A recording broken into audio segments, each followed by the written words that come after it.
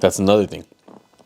Once you're asleep, you want to stay asleep. The last thing you want to do is wake up in the middle of the night because you have to go to the bathroom, and then you're there debating whether you should actually get up and go to the bathroom or just fight the discomfort because you're already too comfortable and too warm in bed.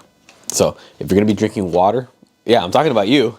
I know. Yeah, you know I'm talking about you, right? You're targeting me a little way too much. Yeah, I am targeting you because I know that's something you struggle with. I'm trying to give you tips on how to improve your sleep quality.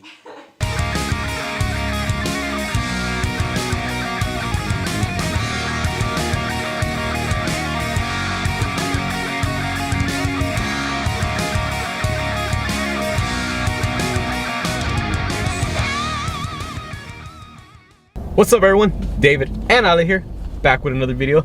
But before we get into it, if you haven't already, make sure you subscribe to the channel, hit the bell notification so you don't miss out on any new videos. Because remember, got new videos on this channel every Tuesday, Thursday, and Sunday. So don't miss out. Ale and I are taking a little weekend trip, but even when on the weekend trip, I'm still gonna follow my good habits. I'm still gonna stay on top of the nighttime routine. So that's exactly what this video is about, how to get proper sleep.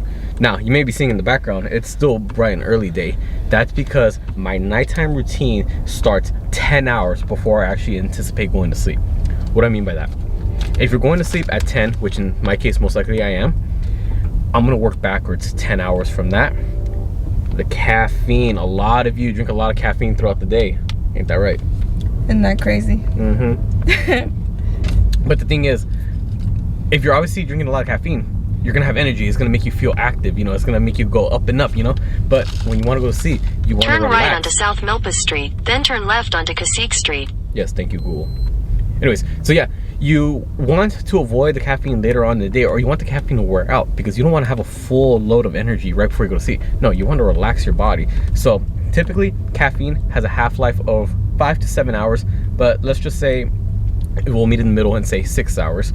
But if you read the book Why We Sleep by Dr. Matthew Walker, I think that's his name, I think something Walker, he said that he recommends that if you are going to be drinking caffeine, then drink your last bit of caffeine 10 At the hours. light, turn left onto Cacique Street. Okay. 10 hours before you actually anticipate going to sleep. So if I'm going to sleep at 10, right now it is exactly 12. Well, 12:05 if I'm being exact.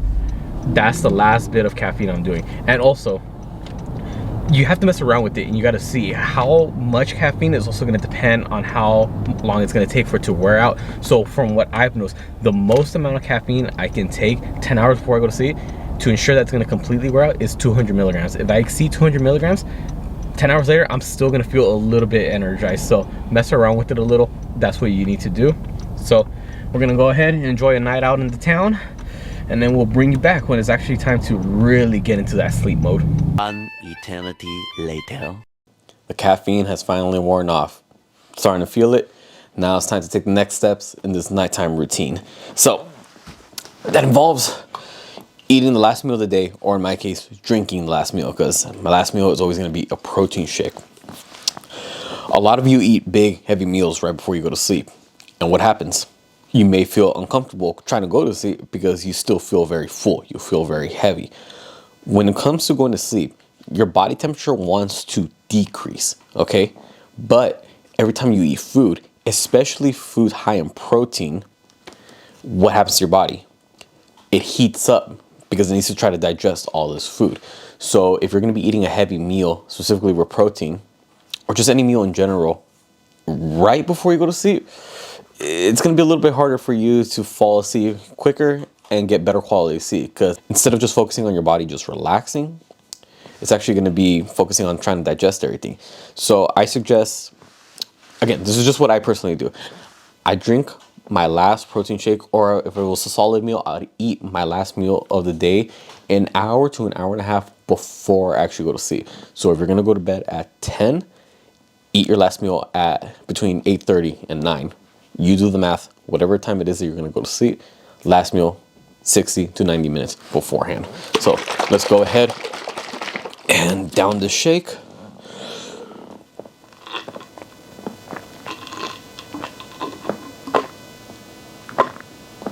Jesus Christ. Okay, so finish that shake. But obviously, you know, gotta down it with some water. That's another thing. Once you're asleep, you want to stay asleep. The last thing you want to do is wake up in the middle of the night because you have to go to the bathroom, and then you're there debating whether you should actually get up and go to the bathroom or just fight the discomfort because you're already too comfortable and too warm in bed.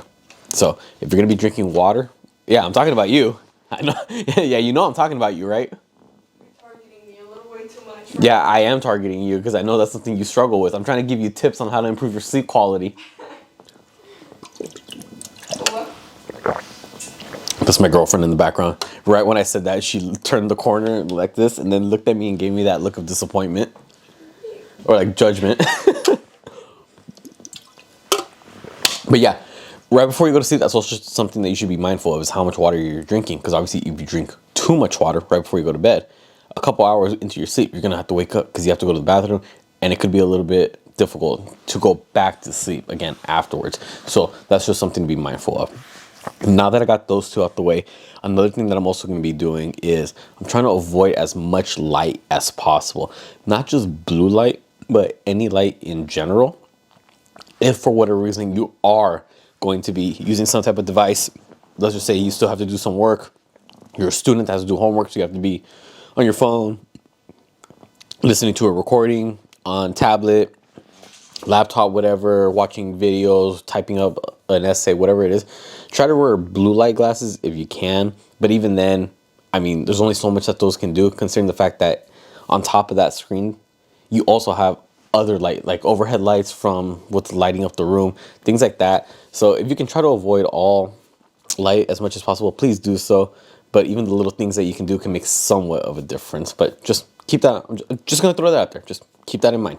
So now what I'm gonna do is gotta clean myself off. Gotta go ahead, hit the shower, brush the teeth, gotta go to bed clean. Because I don't understand how people do this whole thing where they don't take showers at night. They only do the morning showers. I just don't understand. I have to take a shower at night. I've been sweating all day, moving around. I'm feeling oily. Like I need to rinse off and wash off the day. I can't go to sleep without taking a shower. I just don't know how people do that. Right, Ale? Right. Yeah. So let's go ahead, shower up, clean ourselves off, get into these pajamas, brush our teeth. It's about to go down.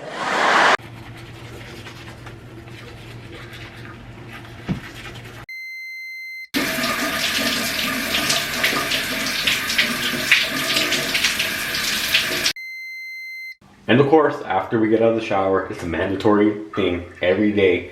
If you are a gym rat, you have to spend at least a good 10 to 15 minutes just staring at yourself, flexing in the mirror after every shower. I mean, it's just, I don't make the rules, I just enforce them. I'm just saying this is just something you have to do. You gotta make sure you hit all the poses. You gotta hit your most muscular, front lat spread, side tricep, flex the abs that I wish I had, which I don't because I don't care because I'm currently bulking. Front double bicep. And then from the back, lat spread. And just gotta make sure we hit all the poses, making sure we're looking yoked as always. So go ahead and dry up, put on some pajamas, and then right before I go to sleep, I always do some reading. So let's change and let's open the books. Okay, just got out of the shower, and I would like to point out, for those of you who are trying to improve your sleep quality, it may actually be beneficial for you to take a hot shower. The reason why is because, as previously mentioned with the protein shake or just food in general, when you're about to go to sleep, you want your body to cool down. All right, its body temperature needs to be lowered. That's the sign that it's resting. It's finally, at ease. When we take a hot shower, what happens? Obviously, the room temperature, everything gets hot. So what does your body want to do immediately after? It wants to cool itself off. So it pretty much further, it increases the rate of that process of lowering your body temperature. Because it's like, oh my God, my body's really hot. I'm getting all this hot water exposed, touching my skin. Right away, the body is just going to kickstart that process of lowering its body temperature to cool itself off. So the cooler you can get your body, the easier it will be to sleep. And since we're on the topic about temperature, if you can try to set the room temperature to 68 degrees Fahrenheit, that's going to help you improve your sleep quality more. I mean, just think of it this way. How many of you have been able to sleep more comfortably during winter compared to summer? Summer, you're uncomfortable because of how hot it is. During winter, though, it's very cold. You can fall asleep a lot faster, and fall asleep a lot deeper. So the quality of sleep is definitely increased. So again, everything's about cooling everything off if you can. After the shower, typically what I do is I finish off the day with some reading. So I don't necessarily have a certain amount of time that I like to read my books. It's more of I try to hit a certain amount of pages. And the pages is going to depend on the length of the book, because usually I go for roughly one book per week, except for this one. This one's relatively small. It's Make Your Bed by William McRaven. So a pretty popular book. It's a very short read. I barely started it today and I'm already halfway. So I'm probably just going to finish off the rest of it tonight. And then after that, it's going to be time to go to sleep. So when it comes to the time of going to sleep, I always try to sleep at the same time every day, and I try to wake up at the same time every day. And that's something that many of you should be doing. If you want to increase the quality of sleep that you're getting, you got to get your body used to running on the same cycle. I mean, think about it. If you go to sleep early one day and then you wake up at a certain time the next, all right, that's okay. But then you stay up late that next night and then you're trying to wake up early again. Now you're just getting more, or you're getting less hours of sleep. And then the following day, you go to sleep early, but you wake up even earlier. Your body's all over the place. Your body likes routine, all right? It needs to have a set schedule. If you're going to sleep at different times every day, you're ruining that schedule. It's like my girlfriend's dogs. They have a set schedule when they need to be walked, but they get walked at different times. Ain't that right, Ale? Yeah. You're ruining their schedules. Well, sometimes it's too cold and they don't want to go outside. Or you overslept when you should have been walking them. Or the annoying one goes out at 5 in the morning and then again at 3 in the morning. And then again at 6 in the Woman, morning. if you don't get your sleep schedule in check. So yeah, I just gotta throw the common insults towards her direction because she's mad dogging me over there. I want problems. You are the problem. No, you're the problem. No, you.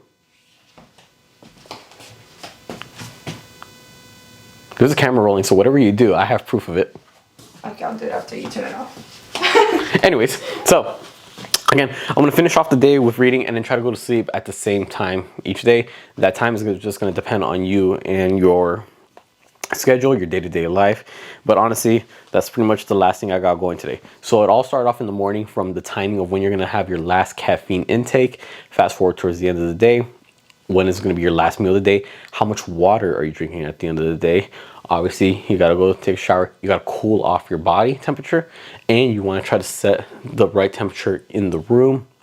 Finish off with some reading, that skincare, everything's intact. That is just my night routine, and I've noticed ever since I started doing this, the amount of sleep that I'm getting not only increased, but the quality of sleep has also increased. So comment down below, what are some things that you personally do that have helped you increase your quality of sleep? And just what are some general things that you do on your nighttime routine? I know some people journal, some people meditate at the end of the day, some people plan out the next day. Whatever it is that you do, comment down below. Let's see if other people can try to get ideas so they can form their own routine.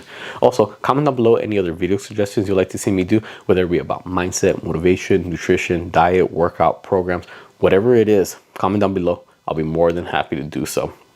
Also, be sure to subscribe not just to this channel, but my girlfriend's channel that posts every Monday, Wednesday, Friday, and the couples channels that we have so you miss on any new videos. Because again, we have new videos every week across the board for all three channels. For this channel specifically, new videos every Tuesday, Thursday, and Sunday, so don't miss out. And for Instagram and TikTok, same thing. Be sure to follow me on my accounts, girlfriend's accounts, couples accounts. I put all the links down in the description below. With that being said, I'll catch y'all next time.